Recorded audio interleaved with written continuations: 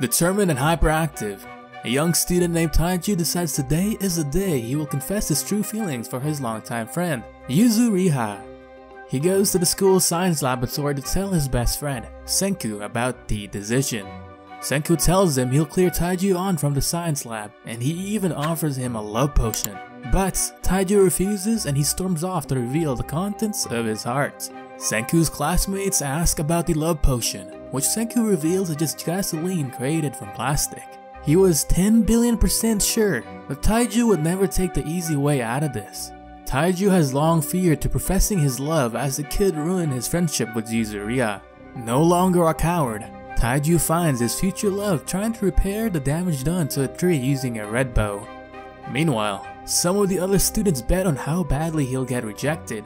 But best bro Senku truly believes the girl will receive his feelings well. Just as Taiju is about to confess, a dazzling green light encompasses the sky. He tries to protect her from the effects, but he, along with every other human in the world, are petrified in stone. All the humans of the earth then find themselves trapped in stone. Everything goes dark, but Taiju stays focused on confessing his love for the girl. For thousands of years, the young man survives on willpower alone, until one day the stone covering his body crumbles away, setting him free at last. He awakens from a long slumber and realizes the entire world has been affected. Many are still trapped in stone, and eventually he happens upon the love of his life. Unfortunately, Yuzuriha is still trapped in stone, still next to the same tree, which has grown exponentially larger due to time.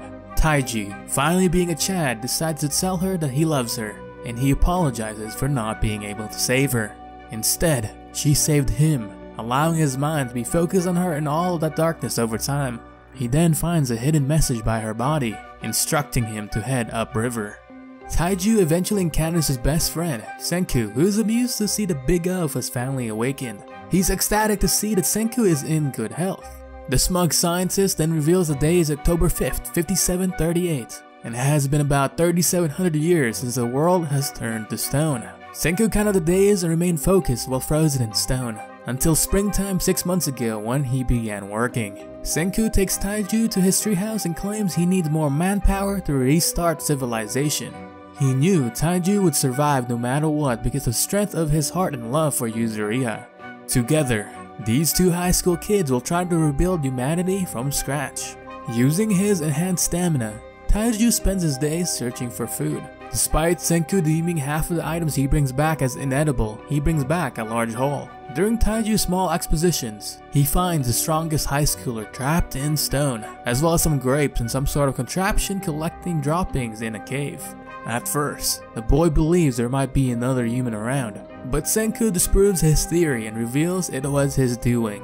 Senku believed that nitric acid from bat guano was the key to unlocking them from their stone prisons. By experimenting with the effects of nitric acid on stone-clad birds, Senku believes he can find a way to dissolve the stone minerals. He wants to increase its potency using alcohol, so Taiju suggests they create wine using grapes. Over the course of a year, Senku and Taiju experiment using nitol distilled from wine and the bat droppings. They distill enough potent nitol, and one day, they free a bird from its stone prison. Senku then teaches Taiju that there is nothing that can't be proved scientifically.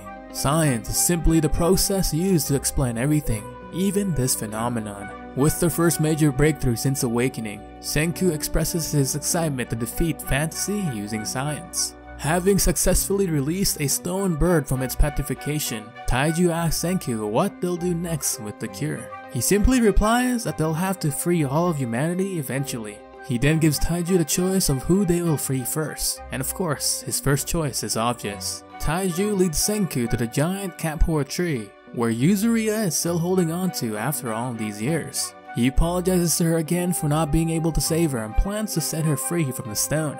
Senku hands him the cure, but he refuses to free her while she's still, unclothed. Taiju then tries to carry her back to the camp to place clothes on her, but a lion suddenly appears. Senku explains that lions who have escaped from the zoo has become the top of the food chain in the stone world, as the boys run away to the forest.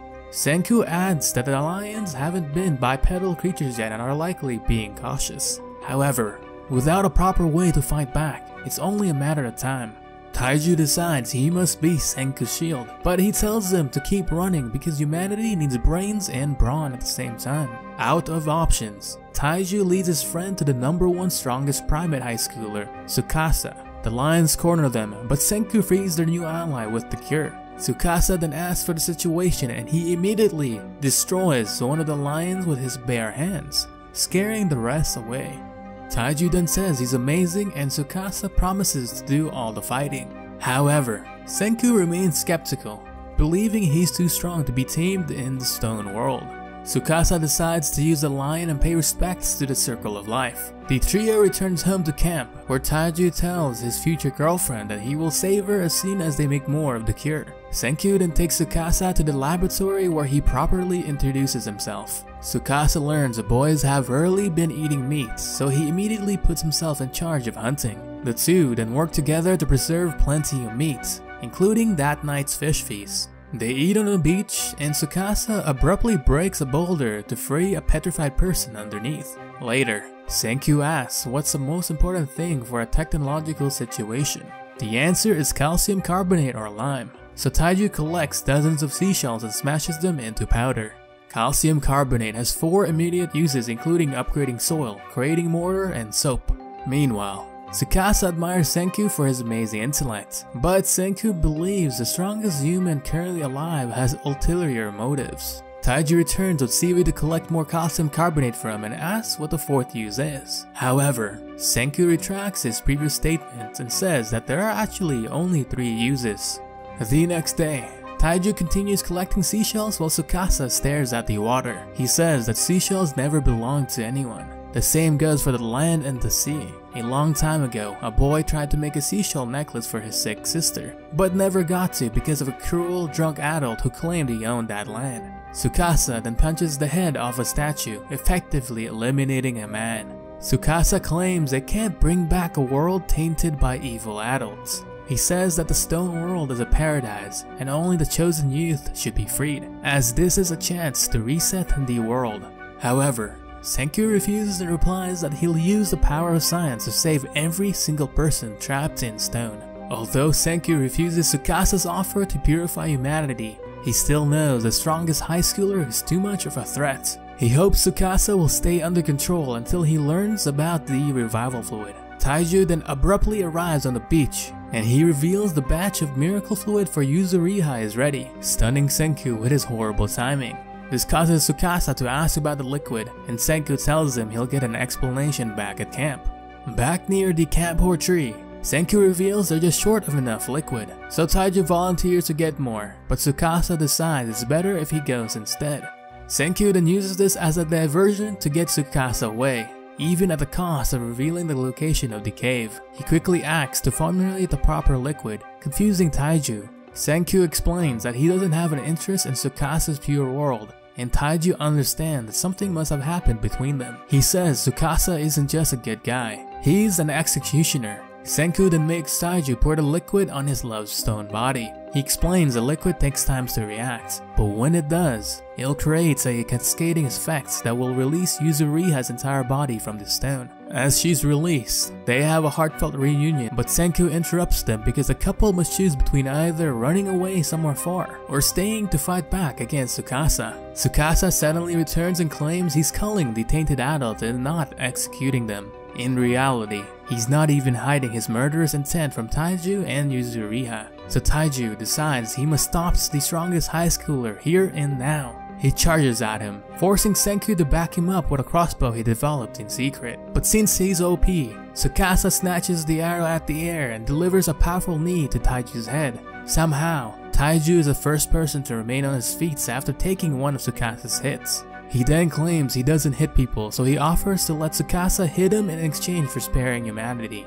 Tsukasa doesn't understand the bargain, and the fight comes to an abrupt end when Taiju suddenly passes out. Senku then quickly decides that they must pretend to run away while searching far and wide for weapons of science to fight back against the strongest human currently alive. They must develop weapons before Tsukasa finds them or it's game over. They travel for over 6 hours but get slightly lost while searching for their girl. Without proper GPS and landmarks, it seems improbable to find the current path. However, Yuzuriha recognizes the great Buddha statue that remained, since it was built from bronze. Senkyu then decides to take some bronze from the Buddha, much to Taiju's disappointment. They take the night to rest and continue traveling in the morning. Meanwhile, Tsukasa becomes aware the stakes at hand after seeing through Senkyu's ruse. Senkyu and the group eventually reach the hot springs, where he reveals that they're going to make gunpowder to fight back against Tsukasa.